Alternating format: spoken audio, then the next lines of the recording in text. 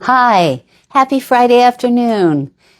It's Cheryl Kagan, very proud to be the senator for Gaithersburg and Rockville with my handy dandy new microphone, so hopefully you'll be able to hear me really crisply and clearly. Today was Green Bag Day. It is when the governor's appointments all get put into a historical leather green envelope and get delivered to the Senate. There were 292 names brought to us this morning by Secretary Molly Byron for our consideration. It's our responsibility to advise and consent. And one of the votes that we took this morning prior to the green bag was from our former delegate, Kumar Barve. He was approved unanimously today to be elevated from a member of the Public Service Commission to chair the Public Service Commission. Really proud of my very longtime friend and our very longtime delegate. The 292 new names we will be interviewing and debating and voting to hopefully approve in the coming weeks. Just wanted to also mention that my most recent episode of Kibitzing with Kagan was with Secretary Molly Byron. You can find it on my YouTube channel. You can find it on Spotify or on Apple Podcasts. I hope you will subscribe and watch and consider how you can apply to serve our state on one of our 600 boards and commissions. Moving on, I just dropped a bill, sponsored a bill about January 6th. One of the most horrific days in recent American history was January 6, 2021, when thousands of people attacked our United States Capitol and pummeled and brutally, savagely beat our law enforcement officers and others. It put members of Congress and their staff in harm's way.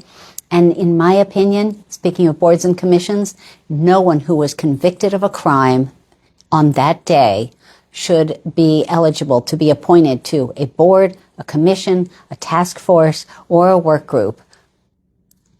Put your time elsewhere. Figure it out. Be a good American, would you? And not attack our democracy. But we don't want you. I was joined by every single Democratic senator in this effort, and I'm really glad that that is going to have a hearing soon. Senate Bill 4 is one that I want to flag. It is one of my very most important bills and is getting national attention. The Johnson Amendment, Lyndon Baines Johnson, LBJ, 72 years ago, instituted what's called the Johnson Amendment, making sure that our charities, our nonprofits, don't get involved in partisan politics. It's a bad idea, but not surprisingly, it's something that Donald Trump wants to undo. So we have a bill, I have a bill with the Senate President as my sponsor, making sure that if they try to undo it at the federal level, that Maryland's nonprofits will not be affected. We want status quo, no changes. We want them focused on their missions and not on party politics. Wootton High School, I talked about last week because there was a shooting.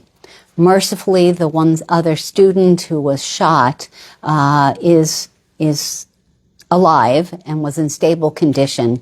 But the other reason that Wootton is in the news is the Montgomery County Public Schools superintendent has recommended closing this wonderful school. My issue that I brought up in a Senate hearing on Senate Bill 31, sponsored by a different senator, was whether our counties have accurate data when they're making decisions about school boundaries or school closures. So I asked a bunch of questions about that. I have already talked to the sponsor of the bill, to the chair of the committee, to the municipal and county leaders, as well as to legal counsel. I want to amend it to make sure that the cities of Rockville and Gaithersburg and others that have planning data, that they are at the table, that they're sharing their data so that counties are making good decisions with all of the knowledge that they should have and not getting in too early with inaccurate data. There was a really good piece in Montgomery Perspective today. I posted it on my Senator Cheryl Kagan Facebook page if you want to check that out. 911. The anniversary was 57 years ago this week.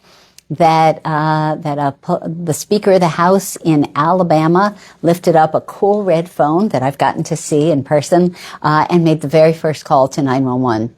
It is still a work in progress. Everybody knows the numbers, but too many people use it for non-emergencies. I'm working towards creating a statewide 311 in addition to advocating for our 911 specialists, the courageous women and men under the headset, to give them better retirement benefits. It passed the Senate last year unanimously. I'm hoping that we will make progress and move it in the House, move it up to the governor's desk this session. And then I just want to close with first off, gratitude to everyone from home who comes to visit me. I get to see environmentalists. This week we had folks from the the developmental disabilities community. I met a Special Olympics athlete. I love seeing folks from home. So if you're coming down, please reach out in advance if you can, so we know and I can try to say a quick hello, even if I'm in a meeting or a hearing, because I care about what you care about. I care about listening to you, even if it's just for a brief bit. So before I go, I want to honor Reverend Jesse Jackson, such a courageous and important civil rights leader in American history.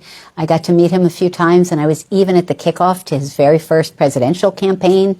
I also closed the Senate with a remembrance of Joanne Bland. She was the youngest person to cross the Edmund Pettus Bridge on Bloody Sunday, and she died last night, way too young, at the age of 72.